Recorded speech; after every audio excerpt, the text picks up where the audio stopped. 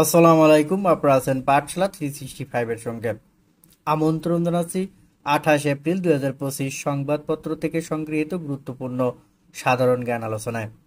সম্প্রতি নিচের কোন বিমানবন্দর থেকে প্রথমবারের মতো আন্তর্জাতিক কার্গো ফ্লাইট চালু করা হয়েছে? ঘ. সিলেট বিমানবন্দর। সম্প্রতি নিচের কোন বিমানবন্দর থেকে প্রথমবারের মতো আন্তর্জাতিক কার্গো ফ্লাইট চালু করা হয়েছে? সিলেট। ঘ.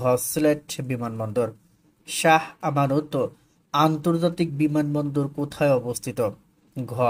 চট্টগ্রাম। শাহ আমানত আন্তর্জাতিক বিমানবন্দর কোথায় অবস্থিত? চট্টগ্রাম। বিশ্বের অন্যতম দীর্ঘ নদী সিন্ধু নদী কয়টি দেশের মধ্য দিয়ে প্রবাহিত হয়েছে? খ. 3টি। বিশ্বের অন্যতম দীর্ঘ নদী সিন্ধু কয়টি দেশের মধ্য দিয়ে প্রবাহিত হয়েছে? 3টি।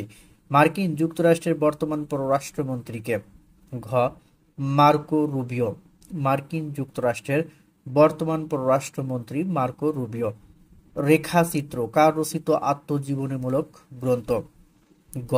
আবুল ফজল। রেখাচিত্র কার রচিত আত্মজীবনীমূলক গ্রন্থ? গ.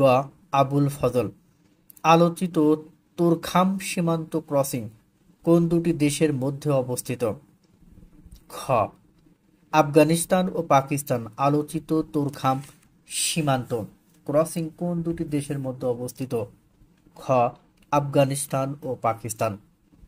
বৈরুত কোন দেশের রাজধানী? বৈরুত। গ.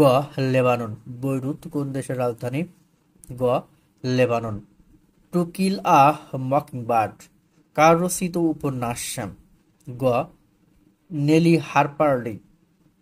টু কিল আ মকিংবার্ড কার রচিত উপন্যাস? গ. Nelle Harper Lee. কান চলচ্চিত্র উৎসব কোন কোন দেশে অনুষ্ঠিত হয়? ঘ. ফ্রান্স। কান চলচ্চিত্র উৎসব কোন দেশে অনুষ্ঠিত হয়? ঘ. ফ্রান্স। ডিএনএ এর পূর্ণরূপ কি? গ. Deoxy ribonucleic acid. ডিএনএ এর পূর্ণরূপ হলো ডিঅক্সি রাইবোনিউক্লিক অ্যাসিড। সম্প্রতি দেশের কোন আন্তর্জাতিক বিমানবন্দর থেকে কার্গো ফ্লাইট চালু হয়েছে? ওসমানী আন্তর্জাতিক বিমানবন্দর, সিলেট। সাহসিকতা ও বীরত্বপূর্ণ কাজের জন্য এবছর বিপিএম ও পিপিএম পদক পাচ্ছেন 62 জন। সাহসিকতা ও বীরত্বপূর্ণ কাজের জন্য এবছর বিপিএম ও পিপিএম পদক পাচ্ছেন 62 জন। সম্প্রতি ঢাকার রাস্তায় চলাচল উপযোগী আধুনিক রিকশা উদ্বোধন করেছে যন্ত্র কৌশল বিভাগ, বুয়েট। সম্প্রতি ঢাকার রাস্তায় চলাচল উপযোগী আধুনিক রিকশা উদ্ভাবন করেছে যন্ত্র কৌশল বিভাগ, বুয়েট। আতরি ওয়াঘা সীমান্ত কোন দুটি দেশের মাঝে অবস্থিত? পাকিস্তান ও ভারত। আতরি ওয়াঘা সীমান্ত দুটি ভারত এবং পাকিস্তানের মধ্যে অবস্থিত। জন্মই আমার আজন্ম পাপ কবিতাটির রচয়িতা কবি দাউদ হায়দার। মৃত্যু 26 এপ্রিল 2025। জন্মই আমার আজন্ম পাপ কবিতাটির রচয়িতা কবি দাউদ হায়দার। তার মৃত্যু 26 এপ্রিল 2025। ডাকসু এর পুনরূপ কি? ঢাকা বিশ্ববিদ্যালয় কেন্দ্রীয় ছাত্র সংসদ। ঢাকা বিশ্ববিদ্যালয় কেন্দ্রীয় ছাত্র সংসদ, ডাকসু।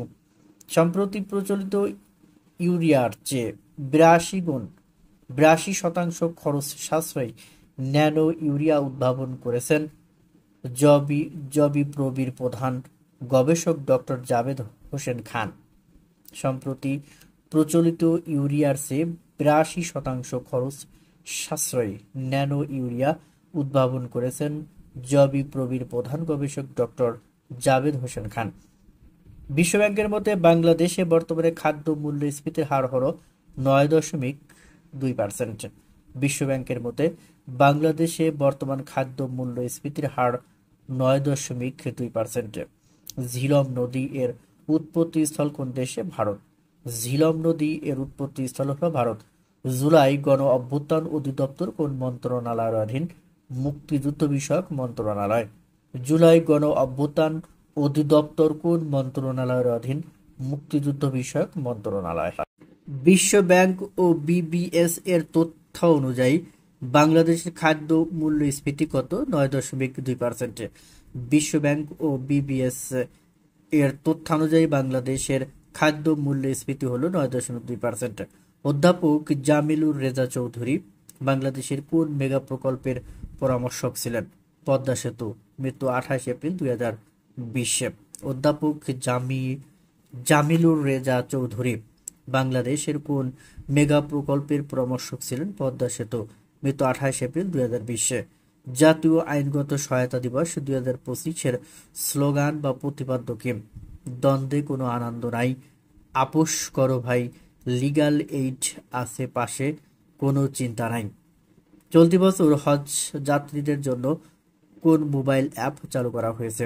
লাভবাইক। ডক্টর মোহাম্মদ ইউনূস আজ লাভবাইক অ্যাপ উদ্বোধন করেন বা করবেন। চলতি অর্থবছরের মূল এডিপিতে মোট বরাদ্দ ছিল কত? 2,65,000 কোটি টাকা। চলতি অর্থবছরের মূল এডিপিতে মোট বরাদ্দ ছিল 2,65,000 কোটি টাকা। চলতি অর্থবছরের মাস শেষে উন্নয়ন বাজেটের খরচ কত শতাংশ? 36.65%।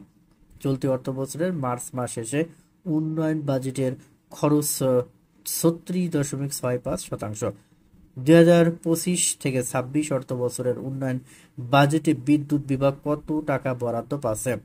20,906 কোটি টাকা।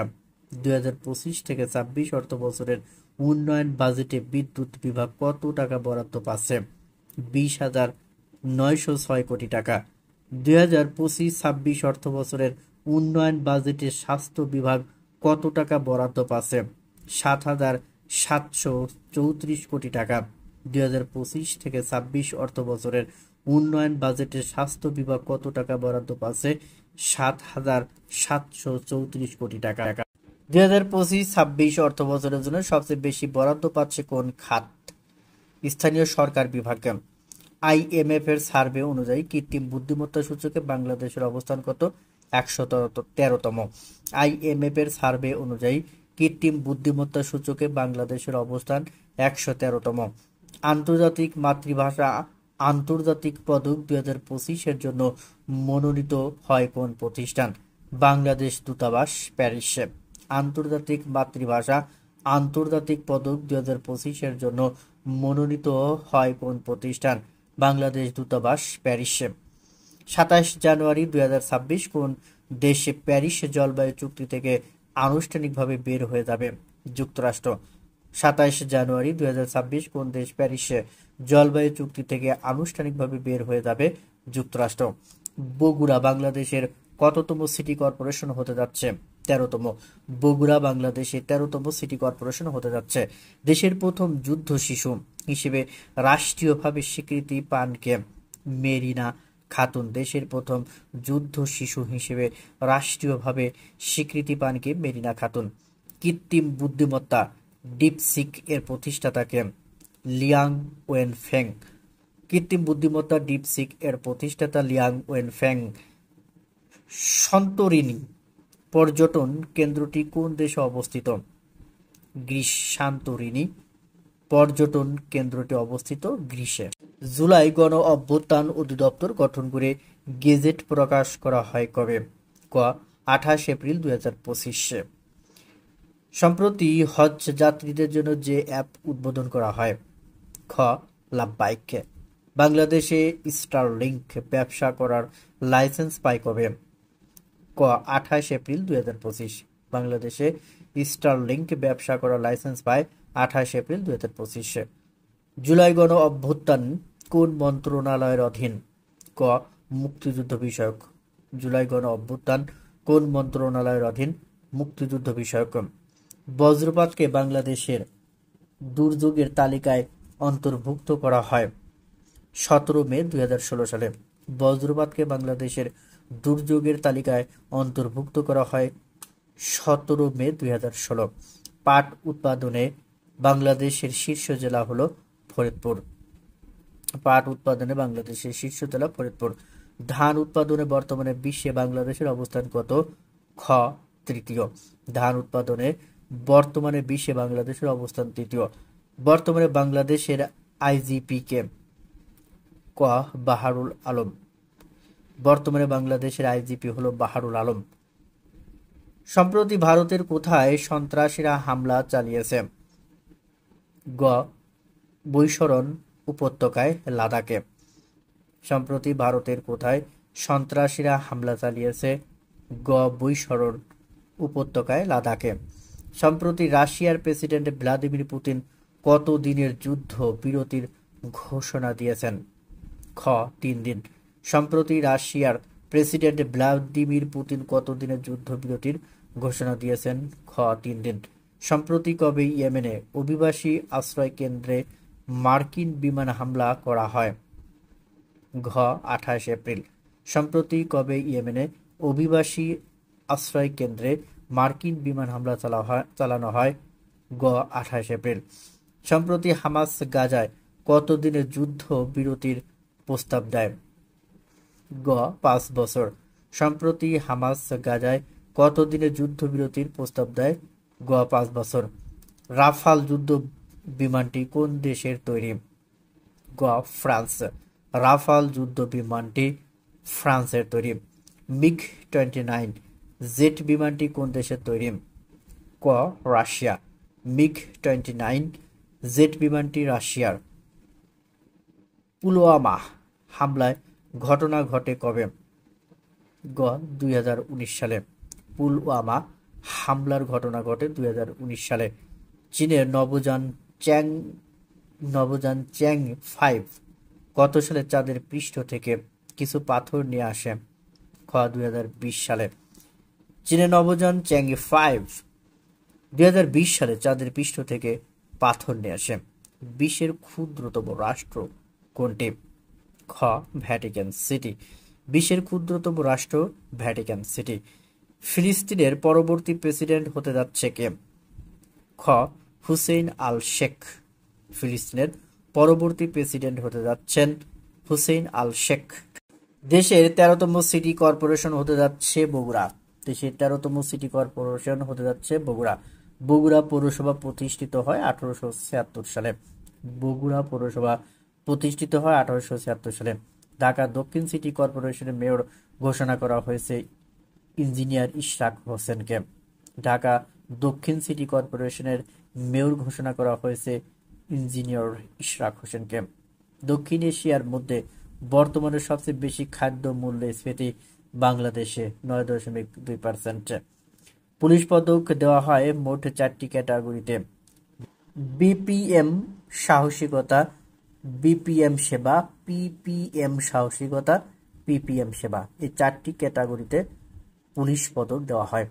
পুলিশ সপ্তাহ 2025 শুরু হবে 29 এপ্রিল থেকে। সিলেট ওসমানী আন্তর্জাতিক বিমানবন্দর থেকে আন্তর্জাতিক কার্গো ফ্লাইট চলাচল শুরু হয় 27 এপ্রিল। ফিলিস্তিন প্রেসিডেন্ট মোহাম্মদ আব্বাস তার উত্তরসূরি হিসেবে নাম ঘোষণা করেছেন হুসেন আল শেখ এর। কুইজ বলতে হবে সাঙ্গু ভ্যালি কোথায় অবস্থিত? ক চট্টগ্রাম, খ সিলেট, গ বান্দরবান, ঘ রাঙামাটি। উত্তরটি অবশ্যই কমেন্টস বক্সে জানাবেন। ধন্যবাদ সবাইকে।